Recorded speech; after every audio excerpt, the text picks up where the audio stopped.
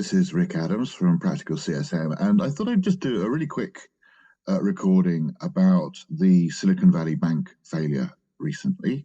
And that's because I think it does have a particular impact on the customer success management profession, due to the fact that, of course, customer success and SaaS are so closely aligned, and SaaS and startup tech are so aligned, and so you end up at Silicon Valley and therefore at Silicon Valley Bank. So Silicon Valley Bank is considered a regional bank. It's not actually regional in the sense that it only operates in Silicon Valley. It does actually operate elsewhere, for example, Singapore, also in Europe. But it's considered that in terms of its sort of general size and scope. And that means that it is a little bit more vulnerable than if it was a major bank, like Bank of America or something like that, in terms of the amount of funds it holds, and therefore the amount of leeway it's got to do stuff in tends to be a little bit less because it's a bit smaller. The other thing that makes it actually quite vulnerable to a bank run is the percentage of the money that it has from its clients. Is 97% have got more than 250,000 or had more than 250,000 lodged with SVB. And of course, as I'm sure you know, the United States government guarantee the first 250,000 if a bank fails. And so if in a normal bank, the vast majority of its clients are normal people, and they don't have 250,000 in there, then if things look dodgy, they're less worried. They're less likely to try and take their money out immediately because they're covered by the US government. But of course, if 97% are not covered, then that 97% are going to want to get their money out as quickly as possible, quite naturally and understandably, because they're going to lose it if they don't. And so they are very vulnerable, or were very vulnerable, to a run because of the fact that they specifically serviced tech companies who had investments from their investors, and they needed to put that money somewhere whilst they used it for salaries mostly, and other stuff like IT and marketing and so on, but they needed to put that money somewhere, and they would tend to get a very large amount of money because they would get a Series A or Series B funding of 10 million or 30 million, or who knows, more, and they had to put it somewhere. And so that was what that particular bank, if you like, specialized in.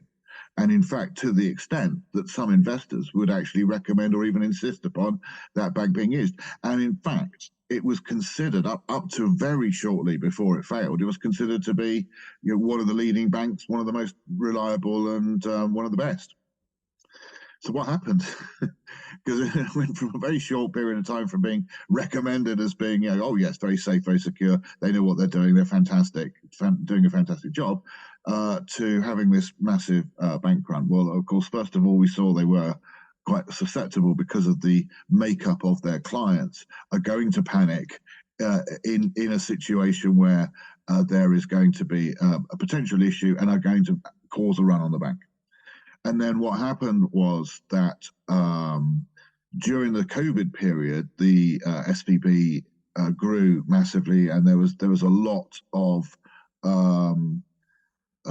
tech companies doing very well. There's a lot of money being loaned, and so there was a lot of money being lodged with the SVB. And what they did was they made some perhaps arguably, and I'm no expert obviously, but arguably bad judgments about what they did with that money, which is to buy long-term bonds, which actually sounds very sensible, because obviously a long-term bond, US bonds, by the way, even more so than other bonds, are extremely reliable instruments. Are considered like the most reliable and safe way to invest you could possibly have, because you're guaranteed. The only reason why you won't get your money back on a bond is if the government fails. So if you buy a 5-year US government bond, what you do is you get a percentage of almost like a commission each year for you being kind enough to lend your money to the government, and then you get your money back at the end. So 5-year bond, you get 5 years where you get your interest, and then you get your money back after 5 years. That's the deal. 10-year bond, same thing. You get interest for 10 years, and then you get your money back, and so on and so forth. And so you have a longer and shorter term bonds. You choose what length you want, and you purchase them. And so these are fantastic instruments when you've got a lot of money that you've got to do something with. And the long-term bonds were yielding quite nicely, thank you very much. So they purchased a whole bunch of them. Now, the issue, of course, is once you've got those long-term bonds, is that they're a little bit harder.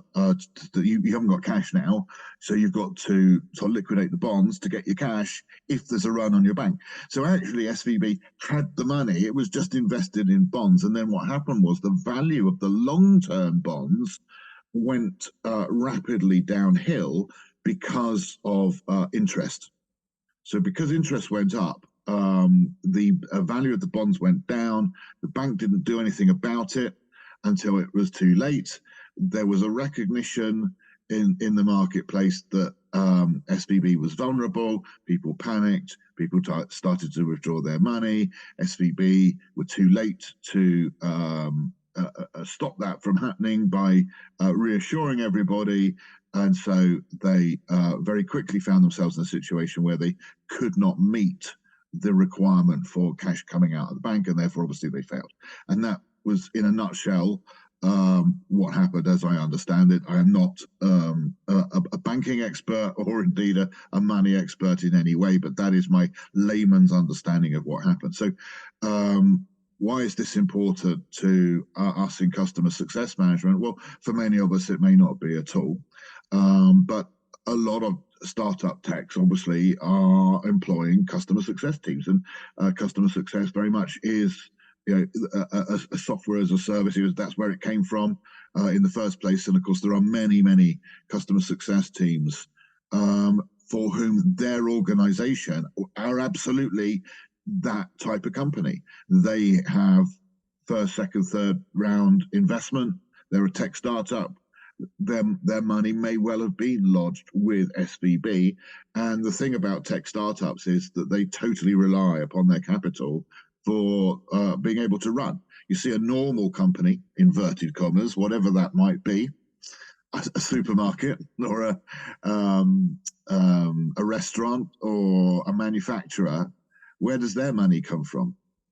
Well, it comes from producing their product or service and being paid for it. And so that's cash coming in all the time.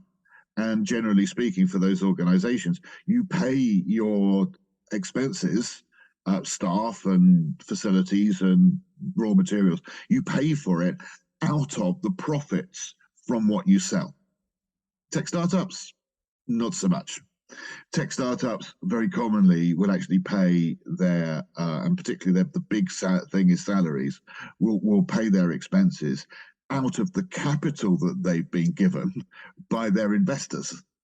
And effectively, they will lodge a whopping great big, 25 million or whatever it is in the bank, and then they'll work through that.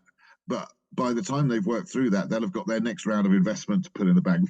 And so they go from large investment to large investment, and then eke that money out over the period and grow to get to the next stage, to be able to get to the next sort of investment level, and then go for the next level of investment, put that money in the bank. And what they're doing is instead of trying to be profitable, they're trying to grow.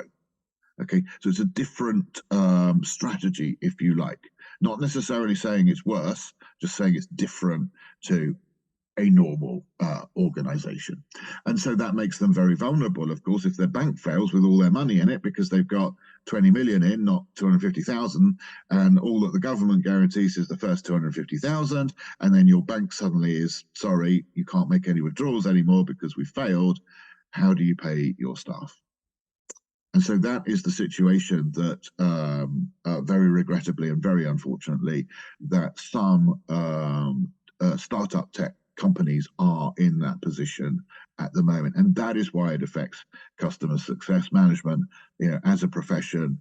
And obviously, my heart goes out to anyone, the business owners, and the employees of those businesses, customer success managers, or whatever the role might be, because obviously it's a very difficult time, and arrangements are being made where they can be, but nevertheless, money lost is money lost, right? And it may not ever be seen again, and so that is a huge impact on those tech startups who have lost that money potentially. Obviously, it's early days yet, and that's as much as I know and as much as I understand. And feel free, if you have been affected by it, please do comment and explain the situation that you and or your company is in. If you have better understanding of what's happened than what I have explained here and want to explain why I'm wrong, or what else that I haven't included, please feel free to do so. But I just think it was useful just to sort of explain a little bit about that SVB, what is happening, and just to finally say then, in terms of, so does this mean it's the end then, and they're all going to come crashing down? Well, potentially no, because as we said, SVB were particularly vulnerable to a run because of the type of client that they had, who 97% of which had more than 250,000 in the bank. And if you look at a normal bank, if I can use that expression, then who have maybe just normal consumers, individuals who are banking, as well as companies who are banking, and even then they have small companies as well, and those companies don't have multiple millions from an investment. That they actually are more living on cash flow, then actually it becomes a very different picture in terms of, if that bank becomes vulnerable, it is less likely to experience a bank run that actually takes it down, because only the small percentage of its clients who have more than 250,000 are going to go running to take their money out, and the bank should in principle be able to cover that. Should in principle, obviously, being the expression that's important to focus on there. So there we go. I hope that was useful. This is Rick Adams from Practical CSM, just sort of spending a moment or two explaining about the SVB. And do check us out on practicalcsm.com. Thank you.